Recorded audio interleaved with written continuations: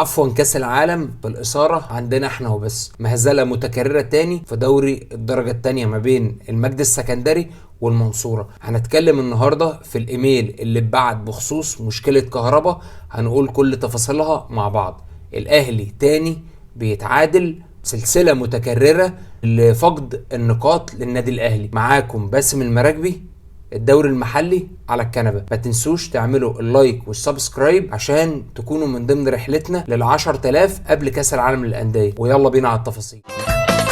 في ماتش في الدرجة التانية النهاردة تاني مهزلة في خلال يومين 3. المهزلة الأولى كنا اتكلمنا فيها تقريبا الحلقة اللي فاتت أو اللي قبلها بخصوص الترسانة والسكة الحديد. تاني يتكرر المشكلة ما بين المجد السكندري والمنصورة. الحكم حسب ضربة جزاء لنادي المنصورة، يقوم لعيبة المجد السكندري ما يعجبهمش الكلام، يقوموا جايين نازلين ضرب في الحكم، فيجي الحكم يتراجع عن ضربة الجزاء، فلعيبة المنصورة تعترض، يقوم جاي طارد 2 لعيبة من المنصورة ويرجع في قراره تاني ويحسب ضربة جزاء، فتقوم لعيبة المجد السكندري انسحبت من الماتش. ده يرضي مين؟ انا نفسي بجد والله العظيم انا اشوف حاجة زي كده بتحصل في اي مكان في العالم.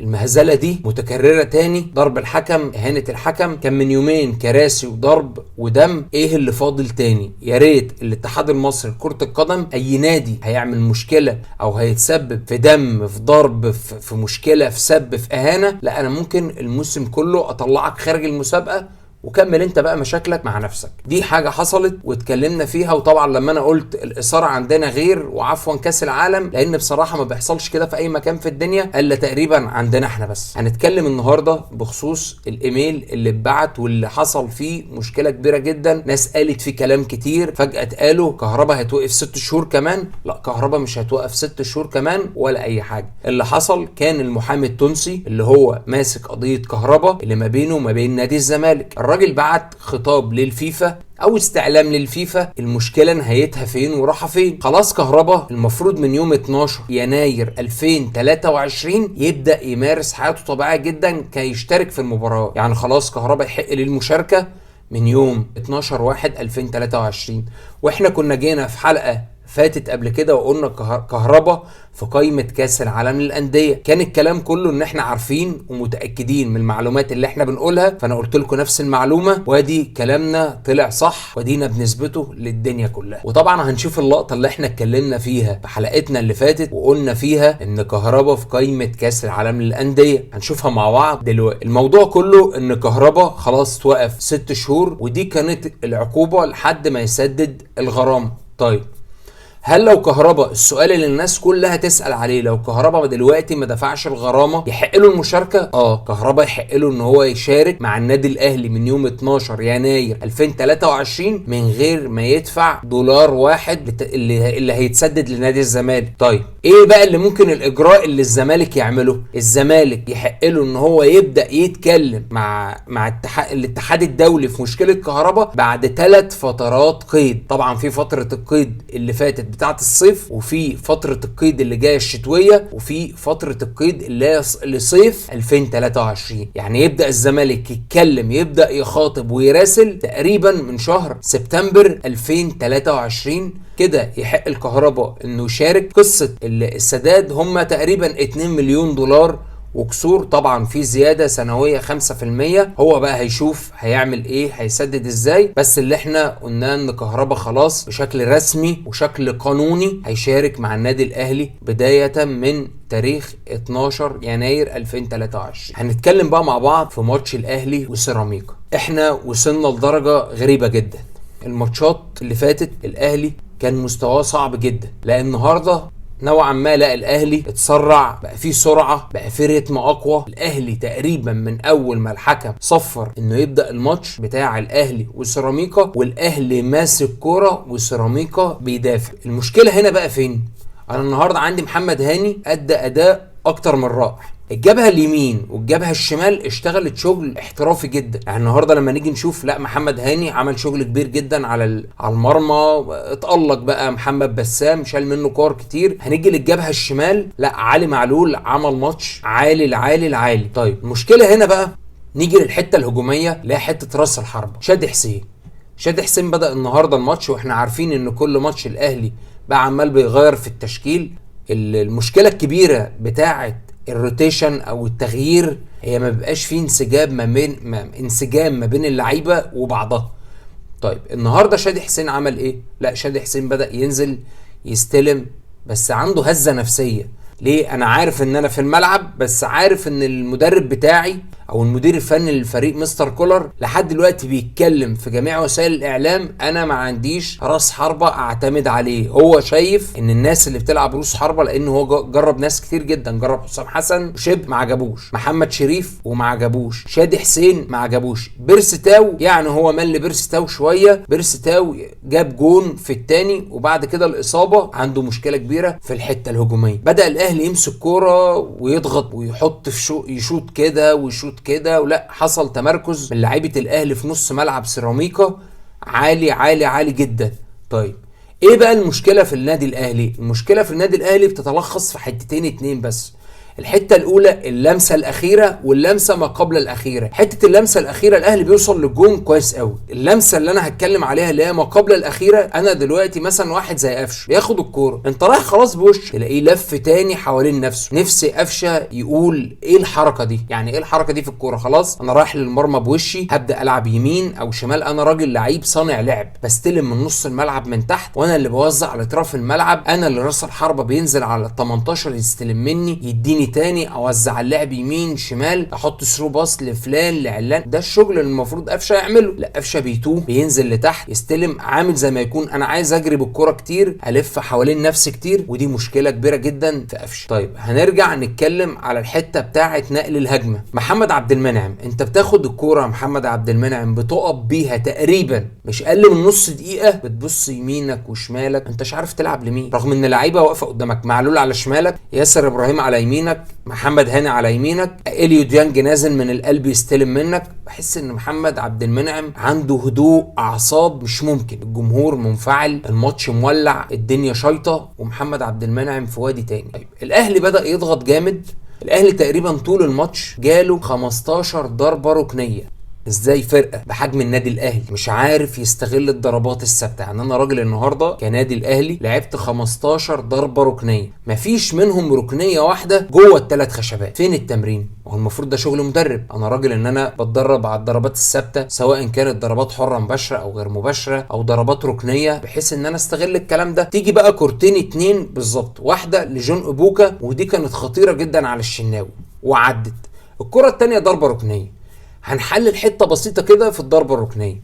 الضربه الركنيه معروفه ان هي بتبقى مان تو مان، انا راجل ماسك راجل تاني من الفرقه المنافسه. طبعا الناس كلها بتتكلم ان الشناوي هو اللي غلطان في الجون ده. اولا دي كره ملعوبه ثابته، يعني المفروض خلاص كل لعيب متمركز مع التاني، فلان مع علان، انا ماسك اللعيب ده، يبقى ده المان بتاعي، انا مسؤول منه. كرة طبعا اتلعبت، طلع احمد بيكهام من قدام محمد هاني، طالع بالبوكس الشناوي، حطها من مره واحده براسه وجي جون. يعتبر كده الاهلي طول الشوط الاول ماسك سيراميكا من هنا ومن هنا، وعمل كل حاجه في الكوره. بس المشكله في الاهلي اللمسه الاخيره وكميه ضياع الفرص، كميه كبيره جدا. وانا قلت قبل كده لو الاهلي استغل الفرص دي، لا الاهلي هيكسب، وهيكسب مرتاح، وهيريح نفسه وهيريح جمهوره من بداية أول ربع ساعة في الماتش. وخلص الشوط الأول 1-0. وكان في حتة كده في الشوط الأول الجون بتاع برونو سافيو. أنا عايز حد يطلع من الناس المحللين المختصين في التحكيم، هو الخطوط بتاعة الفار بتترسم ازاي؟ انا شايف ان الجون ما فيهوش اي شبه للتسلل، في حته فيزيائيه كده، بس انا عايز حد يطلع يحللها. اللعيب بتاع سيراميكا دماغه سابقه علي معلول، والخط ماشي في نص دماغ اللاعب، وهي بالظبط يعني كتف معلول عند راس اللاعب على الخط اللي مرسوم، واتلعبت حطها برونو سافيو. فين هنا الاوفسايد؟ هو فين؟ يا ريت بجد حد يطلع يشرح لنا. احنا كنا بنشوف في كاس العالم الشعرايه بتغطي التسلل، لا ده نص راس اللاعب متحركه. فاحنا محتاجين حد يطلع بجد يشرح لنا، لان ده مجهود فرقه بيضيع، مجهود مدرب بيضيع، جمهور بيتحرق دمه. لا فاحنا محتاجين نفهم الحته دي كويس قوي. خلص الشوط الاول 1-0 لسيراميكا، وبدا الشوط الثاني. بدا الاهلي بنفس رتمه، بنفس رتم الضغط المستمر. حب يعمل حاجه كده، يشد شادي حسين وينزل محمد شريف. يا مستر كولر، فكره ان انا راجل ضاغط الماتش وعندي الجناحين بتوعه طايرين وعاملين شغل عالي جدا، محمد انا عامل شغل عالي جدا من اليمين، وعلي معلول عامل شغل من الشمال وعرضيات، يبقى انا كثف الحته الهجوميه بدل ما اطلع شادي حسين وانزل محمد شريف. طب ما انا اخلي محمد شريف والعب بايه بقى؟ بخطه 4-1-4-1، ودي بتعتمد على سرعة التمرير، وان الجناحين عندي هيكونوا طايرين في عرضيات كتير، في ضغط في الصندوق، انا هخطف جول. انما انا كده ريحت المدافعين بدل ما اضغط عليهم، لا انا سحبت راس حربة ونزلت راس حربة. ودي مشكلة برضو لازم في الحتة التكتيكية مستر كولر يبدأ يراجع نفسه في الموضوع ده. الفرق فعلا لو انا ضغطتها ضغط هجومي انا هتعادل وارتاح وهكسب وهتبقى الدنيا معاه زي الفل. يجي بعد كده يستمر الهجوم من كل حتة. طبعا انا يعني شفت ان حسين الشحات عمل ماتش روعة، يعني حسين الشحات طول الماتش عامل ماتش جميل جدا، قام جاي سحبه. هو احنا النهارده هنريح الفرقة اللي قدامنا ولا احنا بنتعب الفريق اللي قدامنا؟ يعني انا اللاعب اللي يبقى مميز وبيشكل لي خطورة باجي اسحبه وانزل مكانه لعيب تاني. بعد كده مستر كولر نزل كريم فؤاد، بدأ الاهلي مستمر برضه في الضغط، الاهلي ما غيرش رتمه، هو ضاغط، بينزل اليو ديانج يستلم من تحت. بعد ما الطريقة اتغيرت ل 4-1-4-1 بدأ ديانج هو المحور بتاع الارتكاز اللي قدام الاربعه اللي تحت، فهو اللي بيستلم،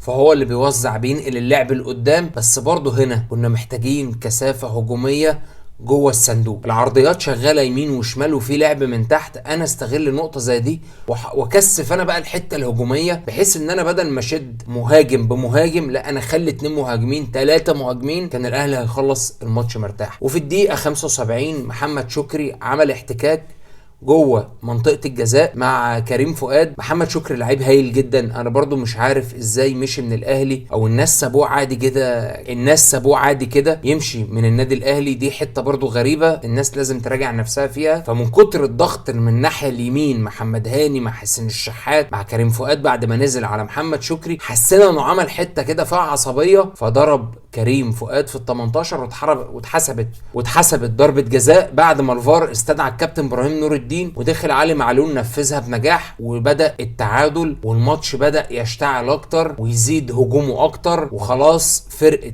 سيراميكا كليوباترا حطت نفسها في ال 18. جه الكابتن احمد سامي بدأ يعتمد على الحتة الهجومية اللي في اخر ربع ساعة عملت خطورة على محمد الشناوي. الاهلي كثف هجومه من كل مكان. هنا في مشكلة برضو، هي اللمسة الأخيرة، الفينش بتاع الهجمة، ده شغل مدرب، شغل في التمرين كتير. أنا راجل لو عندي راس حربة، إحنا من أيام، أنا عن نفسي من أيام ما كنت بلعب في الناشئين ورحت منتخب مصر الشباب والأولمبي ومنتخب الناشئين، كانوا بيجيبوا رؤوس الحربة، أنا كنت راجل بلعب راس حربة. أنت عندك مثلا مشكلة في التهديف، لا أنا هاخدك بعد التمرين، هاخد رؤوس الحربة كلهم أو الحتة الهجومية دي كلها، هشغلكوا على الجون كتير. ده شغل تمرين. اللعيب لو اتعلم ازاي ينهي الهجمه او يلعب اللمسه الاخيره او اللمسه اللي هي ما قبل الاخيره، اللي هي لعيب لي كوره، لعبها لي جامده شويه طويله شويه، مش لعيب لي الكوره في رجلي، فدي بتبقى مشكله، هي دي اللي بتدمر الهجمه، بتفسدها. يعني انت بتعمل كل حاجه، بتبني اللعب كويس وتستلم وتوزع يمين وشمال، وتيجي في اخر مرحلتين اللي هم هيوصلوه للجون، الانهاء بيكون صلاحيته خلص. طبعا استمر هجوم الاهلي، استمر نفس الضغط، خلاص حفظنا من الدقيقه الاولى للدقيقه 90 الاهلي ضاغط وكل حاجه، وعلى ما فيش انتهى الماتش بالتعادل 1-1 ما بين الاهلي وسيراميكا. طبعا كولر اتكلم في المؤتمر الصحفي كلام واضح وصريح، الراجل دبس الاداره بشياكه مع الجمهور. قال ايه بقى في معناه كده في ملخص سريع؟ اول كلمه اتكلم فيها صحفي بيساله الهجوم ومش الهجوم وشادي حسين ومش شادي حسين، قال لهم انا لحد دلوقتي مش مقتنع باي راس حربه او مهاجم موجود في الفريق. والراجل اتكلم عن مشكله ارضيه ملعب استاد السلام، وقال لك انا بقول للاداره ان انا عايز انقل ماتشاتي في استاد القاهره، احنا طول عمرنا بنشوف الاهلي بيلعب في استاد القاهره. الراجل قال لك انا ادائي خارج ملعب السلام بيختلف، وده على فكره احنا ملاحظينه، يعني الماتشات اللي الاهلي فعلا لعبها بره ملعب السلام لا الاهلي كان متفوق فيها في سرعه. الراجل قال لك الكوره في استاد القاهره بتجري اسرع، في استاد السلام في مشكله في الارضيه، في مشكله في النجيله، في اكيد كواليتي استاد القاهره هيختلف تماما مثلا عن ملعب السلام، فطلب طلب صريح من الاداره انقلوا لي ماتشاتي في استاد القاهره. ده رقم واحد. رقم اتنين، الراجل طلب بشكل كامل دعم، قال انا عايز صفقات سوبر، انا الاهلي عايز صفقات سوبر. انا شايف ان الراجل فنيا لا كويس مش وحش، بس احنا النهارده محتاجين له دعم. الاهلي يعتبر ما دعمش في فتره الانتقالات الصيفيه، ما اضافش جديد بخلاف شادي حسين وبرونو سافيو ومصطفى ميسي الغريبه جدا اللي الاهلي جابه بيلعب راجل فريق اول في احتكاكات في الدوري الممتاز، وفجاه بص الاقيه بيلعب مع الشباب تحت في قطاع الناشئين. دي حاجه غريبه جدا ان انا اتعاقد مع لاعب عشان اجيبه مخصوص عشان بدل ما استفيد منه في الفريق الاول وابدا اجربه، لا بنزله في قطاع الناشئين بيلعب تحت. الراجل كان طلباته كلها صريحه، لازم الاهلي وطلب ومطلب جماهيري على لسان كل جمهور النادي الاهلي، يا كابتن محمود يا خطيب افتح الخزاين، يا ريت الاهلي يجيب لعيبه سوبر. وبرضه هنفضل نعيد ونزيد ونكرر في الحته دي، لازم اللعيب اللي يجي يكون فعلا اضافه للنادي الاهلي، اضافه للفريق، يكون لعيب بكواليتي معين. الاهلي فاقد الحته التهديفيه، الاهلي فقير تهديفيا. طبعا الاهلي لازم يدعم ومش اي تدعيم، الاهلي محتاج فعلا صفقات تقيله جدا جدا جدا تشد الفريق. الاهلي عنده احتكاكات صعبه جدا برضه الفتره اللي جايه، الدوري ما عادش سهل خالص، الفرق كلها بتضغط. زي ما يكون تاني هنعيد ونزيد ونقول ان الفرق بدأت تفهم الاهلي. فرقة دلوقتي بتلعب الاهلي ازاي؟ بيدافع منطقة ويلعب على المرتدات، وفعلا كل مرتدة بتتلعب على الاهلي بتشكل خطورة فظيعة جدا جدا جدا، في بطء في المدافعين، في مشكلة في التمركز. لما نيجي نتفرج على الماتشين 3 الاخرانيين للاهلي، لا في مشكله فنيه في التمركز بتاع المدافع وتمركز راس الحربه، لا في توهان. الاهلي النهارده قدم مباراه سريعه بس ما ترجمش كل الخطوره دي كلها، فلازم الاداره تفتح تجيب لعيبه سوبر، لعيب كواليتي للنادي الاهلي عشان يعرف الاهلي يشارك وينافس. انت عندك دوري ابطال افريقيا، عندك كاس العالم للانديه، عندك مسابقات كبيره جدا، والاهلي اتعود وعود جماهيره ان انا رقم واحد. هنستنى بقى نتفرج على ماتش الزمالك والاسماعيلي، لان الماتش ده مهم جدا جدا للزمالك وللاسماعيلي وللاهلي، هو اللي هيحدد ترتيب الفرق في الجوله دي وصراع المنافسه ما بين الاهلي وما بين الزمالك. وبكده يبقى اتكلمنا عن المهزله اللي حصلت واتكررت تاني في دوري الدرجه الثانيه، اتكلمنا عن مشكله كهربا وحكينا فيها وفسرنا كل حاجه، واتكلمنا عن ماتش الاهلي وسيراميكا. لمحبين الكرة الأوروبية والدوري الإنجليزي اتفرجوا على الفيديوهات اللي فاتت والفيديوهات اللي جاية مع الكابتن حازم البيومي، وسلام.